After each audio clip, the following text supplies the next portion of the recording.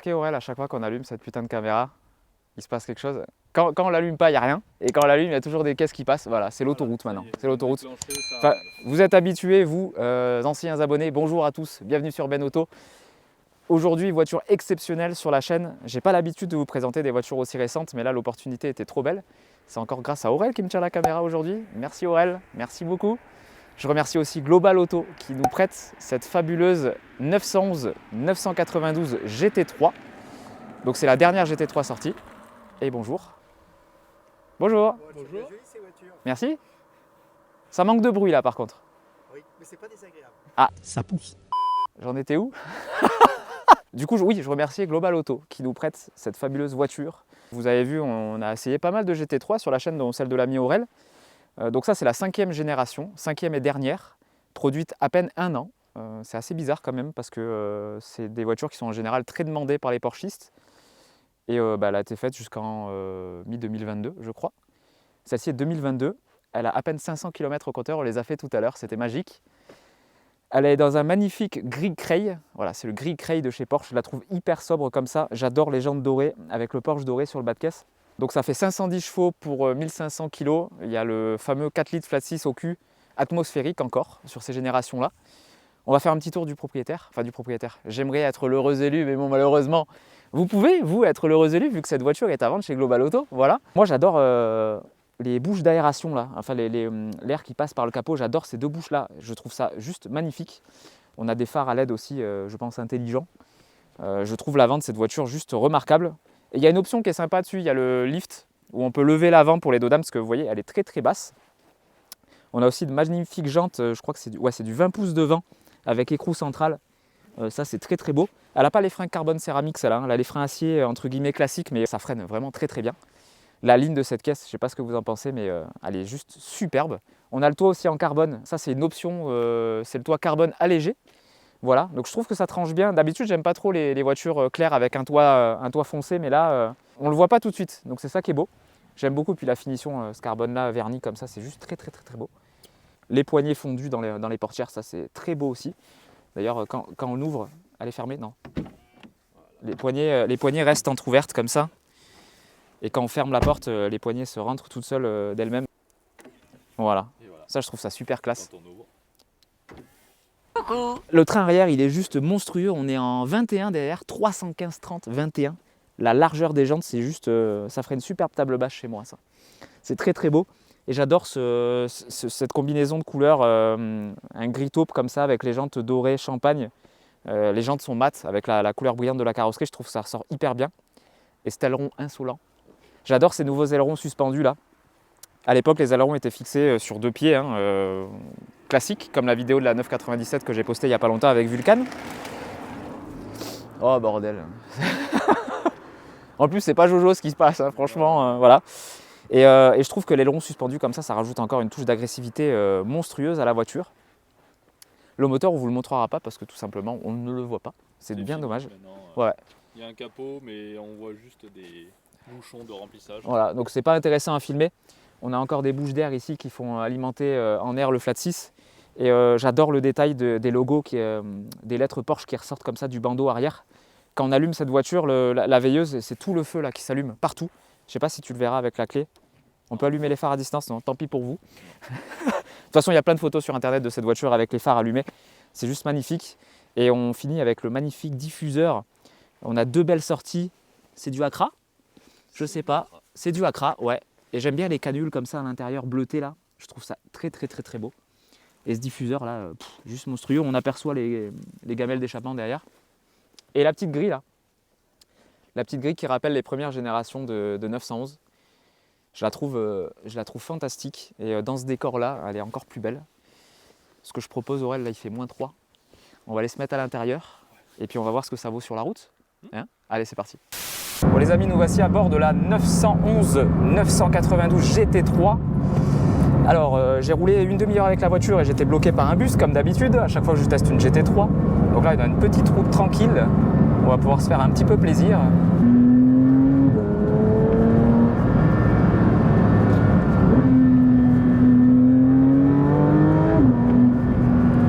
Le combo moteur-boîte, c'est une orgie bordel. Donc on est sur une boîte PDK qui réagit, mais ma foi, remarquablement bien. Et encore là, on est en mode normal. Il y a 3 modes de conduite, le mode normal, le mode sport et le mode track. Là, j'ai choisi de conduire en mode normal parce qu'il fait moins 3,5 degrés ce matin. On est à Grenoble.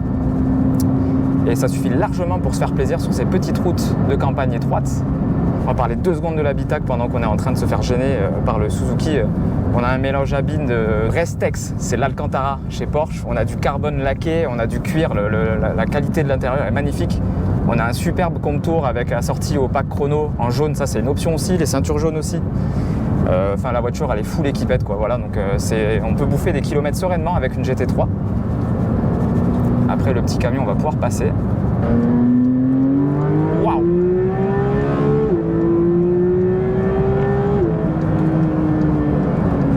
L'avion de chasse.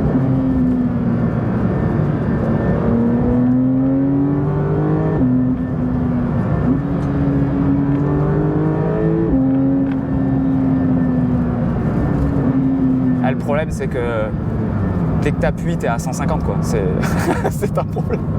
Ouah, la poussée, mais elle est violente. Ce 4 litres là, il est génialissime quoi. Et puis on est en Atmo encore en 2022, cette voiture est de 2022. C'est des sons moteurs qu'on n'entend plus aujourd'hui. Hein. Et puis là, il n'y a pas un concours de quéquette, course à la puissance. Faut absolument que ça fasse 1000 chevaux, machin. Non, là, tout est homogène en fait, châssis, frein, moteur. Et ça fait plaisir parce que la voiture, en fait, elle fait peur quand même, mais on peut mettre gaz à fond sans forcément que ça glisse dans tous les sens.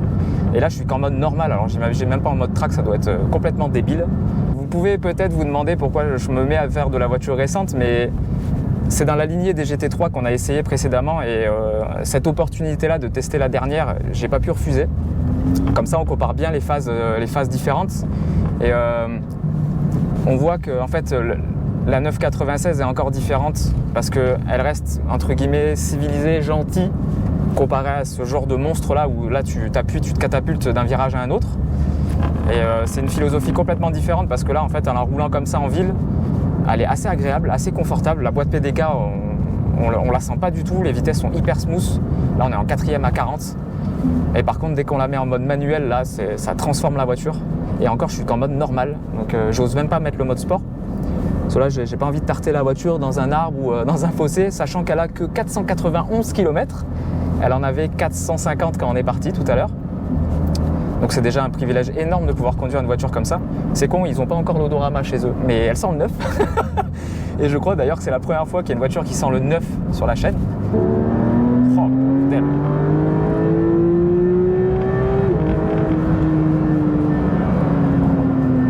Oh, le rétrogradage.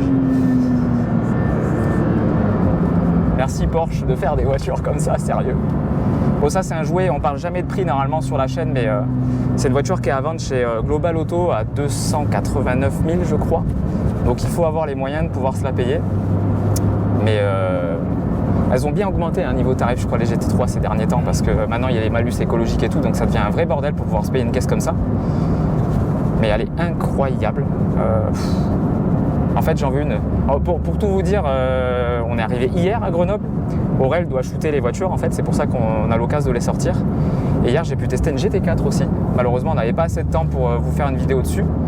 La GT4, ça marchait déjà fort, mais là, on est encore dans un autre monde. Et par contre, à la conduite comme ça, en roulant normal, en ville ou sur les petites routes dans les vitesses légales, on ne sent pas de différence notable avec la GT4. La GT4, on est assis beaucoup plus bas dedans. Mais par contre, les sièges, c'est à peu près les mêmes. Tu as à peu près le même film de direction, mais tout le reste, après, le moteur, il est complètement différent. Et je pensais que j'allais sentir la voiture plus grande sur la route, alors que non, en fait, elle est pas si grosse que ça, en vrai, quand tu la roules. C'est juste quand tu manœuvres. Ouais, pour les manœuvres, c'est un peu plus compliqué, mais là... Puis on a ce rétro intérieur, là, putain, ils ont fait l'arceau Porsche exprès pour pouvoir avoir la vision du rétro. L'arceau, il est vraiment découpé autour. Puis tu as la grosse pelle à tarte derrière, là, qui passe en plein milieu. C'est vraiment terrible. C'est une auto exceptionnelle qu'on a aujourd'hui sur la chaîne. On a beaucoup de chance et je pense pas qu'il y ait beaucoup eu de tests de la nouvelle GT3 sur YouTube français. C'est une voiture qui est assez rare sur nos routes parce qu'elle a été produite très très peu de temps. Et c'est pour ça que c'est le genre de voiture qui reste jamais longtemps sur le marché. Rien que l'odeur, j'ai envie de me shooter, me faire un rail d'odeur de neuf là.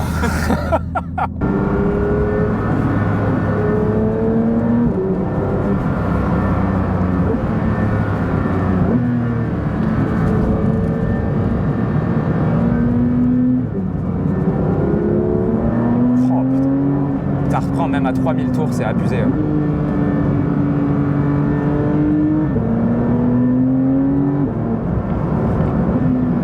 Les freins sont géniaux aussi, j'en ai pas parlé, mais t'effleures à peine la pédale, t'es dans le pare-brise déjà.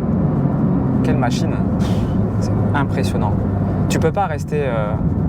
t'es tout le temps obligé de faire le sauvage avec ce genre de bagnole. Tu peux pas rester tranquille, quoi. C'est impossible.